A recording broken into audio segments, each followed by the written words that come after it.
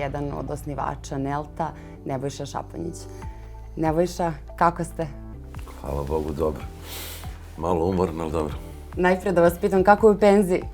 U penziji nikad žešće. Viđemo vas više nego pre. U oktobru ste obišli tržišta na kojima poslujemo u Africi, Mozambik, Zambiju i Angolu. Kako vam je bilo? Kakve utiske nosite? Pa mi Afriku ovu posle 12 godina vidimo sada skroz drugačije. Mada je afričko tržište tako kako je. Ono je dosta promenjivo, samo taj talas gore, dole. Treba biti na talasu i ja mislim sada smo na jednom ozbiljnom putu gore. Ozbiljan posao koji su momci uradili u Zambiji, kao što se vidi ovdje po rezultatima. Rade i ekipa dole Crno Marković, također i drugi rade sa Mozambikom. Angola je, očekujemo od nje da ide još gore pravim putem. Fabrika je otvorena, treba vreme za sve, tako da mislimo da je Afrika, i ne mislimo samo to mi, tako kažu i ovi globalni stratezi, mi smo ovako sitni, mali, mikro stratezi i da je to jedna velika budućnost, znači i za kompaniju i inače za biznis svetski. Često kažete da bez ljudi nema dobrog biznisa. Pa ljudi i opet ljudi i na kraju posvećenost tih ljudi i ozbiljan posao. Ništa ovo nije spektakularno, niti ne znam šta, samo treba se vratimo bazi da radimo i da budemo odgovorni. Malo je problem vas, mlađih generacija, odgovornost prema svemu. Mi smo malo starog kova pa smo odgovorni od roditelja pa do familije, pa do posla, pa do svega druga. Opet sve, sad posao pravi ljudi. Koja je vrednost koja uvezuje ljude sa svih tržišta? Nelt je sad internacionalna kompanija, to je mnogo kultura, mnogo jezika. Šta mislite onako da je nit koja se provlači kroz sva tržišta? Ja prvo mislim da je jasna strateško opredeljenje naše i naše vrednosti. To je ta dugoročnost i za mene, ja tako gledam, ima i više vrednosti i ulaganje u ljude. Znači, to su neke dve stvari strateški koji nama daju mogućnost, znači, da gradimo ljude, da oni rade posao, da se mi širimo i da dođemo dok smo došli ovdje posle 30 godina. A jeste osjetili neko ubrzanje u prethodnih godinu dana? Ste primetili neke promjene? Jesmo. U čemu najviše? Pa mislim da je najveća stvar u posvećenosti i opet u ljudima koji su došli ovdje na razne pozicije, koji shvataju našu strategiju, našu ideju onako kako treba. I mislim da smo se vratili nekim stvarima koje su veoma bitne za poslovanje, za uspjeh poslovanja. I to se osjeća zadnjih godinu dana i to se pokazalo ne samo godinu dana, 2 godine sa ovakvim krizama kao što smo imali ovdje od COVID-a i do čuvenog rata koji je nas zahvatio ničim izazvano. Znate sami da puno radimo tamo u Rusiji, puno smo radili u Ukrajini.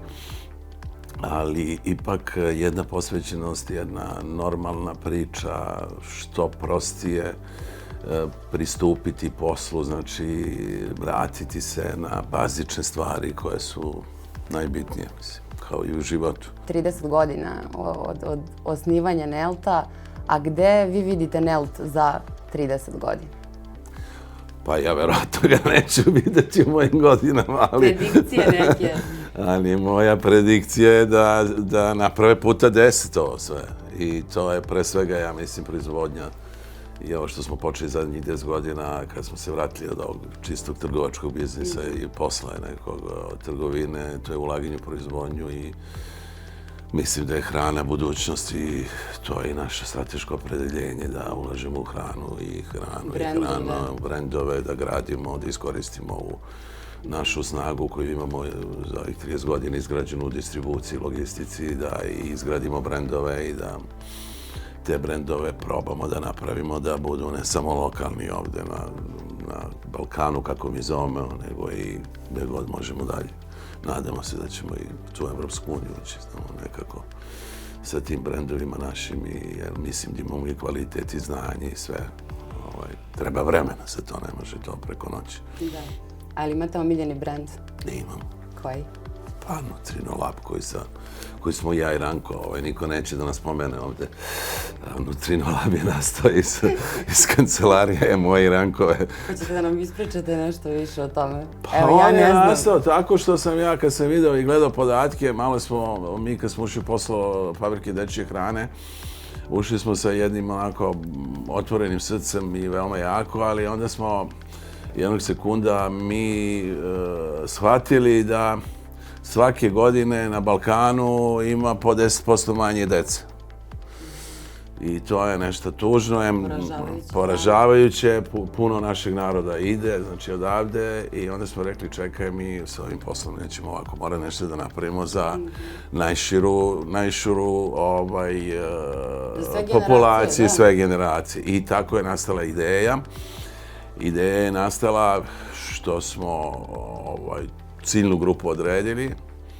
Onda je Olivera, nisam je video danas, jedna strašna žena koja je glavni tehnolog u fabrici dečje hrane, koja je jedan veliki stručnjak, zajedno sa marketinškim magom, ja mislim, i kreativcem, ovde jednim od najboljih u svetu, to je Peter Gregson i Jovan Trkulja, koji je napravio dizajn i sa brand, znači kreativno je to njegova cela priča.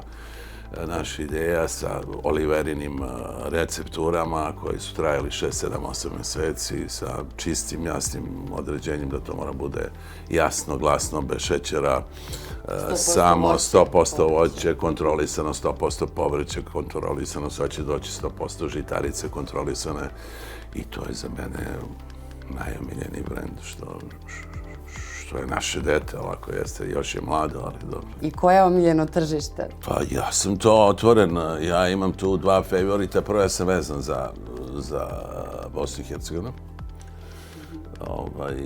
Nisam odatle, ali sam završio fakultet tamo. I ta energija koja je dole u bosanskom tržištu i crnogorskom, pogotovo s ovim mlađim svetom zadnjih 4-5 godina, ja mislim da svi drugi treba da uče. Da uče, da. Tako da mislim da ovde u ovoj našoj bazičnoj Srbiji ima toliko potencijala da je to, nema granica. Eto, da tako kažem. Hvala vam za odgovor. Vidimo se večeras onda na žurci. Obavezno. Bićemo svi tamo. Hvala i vama. Pozdrav svima.